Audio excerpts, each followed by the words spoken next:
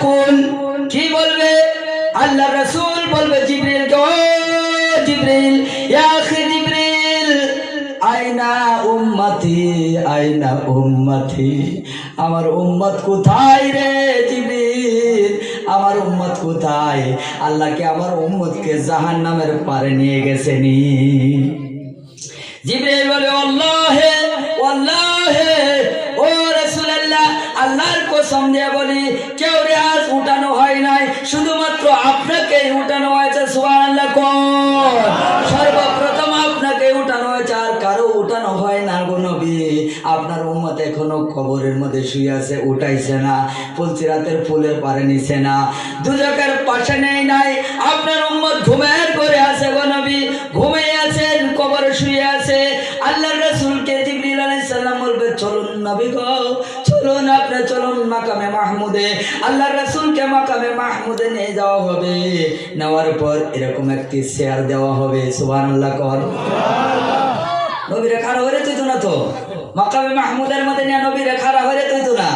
আল্লাহ বলে, জিবরিল রে, আমার বন্ধুর একটা চেয়ার দেও। চেয়ার দিবে, নবীরে বলবে, নবী আপনি এই জায়গায় বসুন। নবী বলবে, না না রে জিবরিল, আমি এই চেয়ারে বসবো না। জিবরিল কবে আইনার লাগি দেওয়া হয়েছে, আইনে বল, এটা আইনের চেয়ার, আইনে বল। আল্লাহ রাসূল ডান হাতটা, নবীজির ডান হাত এইভাবে চেয়ারে ধরে দাঁড়ায় থাকবে। জিবরিল বলবে, বসুন।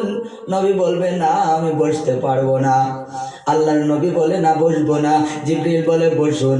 আল্লাহর নবী বলে, না বসবো না। যদি আমি বসে যাই, হাশরের ময়দানে আমার উম্মতের জন্য 3টা জায়গা আছে, এই 3 জায়গার মধ্যে আমার ধরতে হবে। সুবহানাল্লাহ।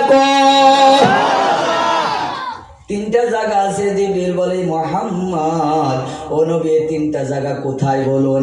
আল্লাহর নবী বলে, রে জিবরিল, তুমি শোনো শোনো, হাশরের ময়দানে যখন বেলটা আঘাত উপরে চলে আসবে, আমার উম্মত পেরেশান হয়ে যাবে, মাথার থেকে গাম বয়ে বয়ে পড়বে, আমার উম্মতের কলিজা শুকায় যাবে রে জিবরিল, উম্মত পাগলের মতো দৌড়বে, কলিজা শুকায় যাবে।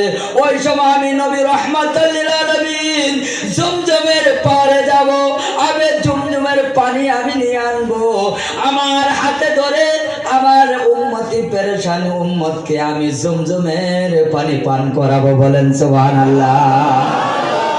আমি যদি চেয়ারে বসে যাই রে জিবরাইল, আমার উম্মতরে পানি কে খাওয়াবে বলো?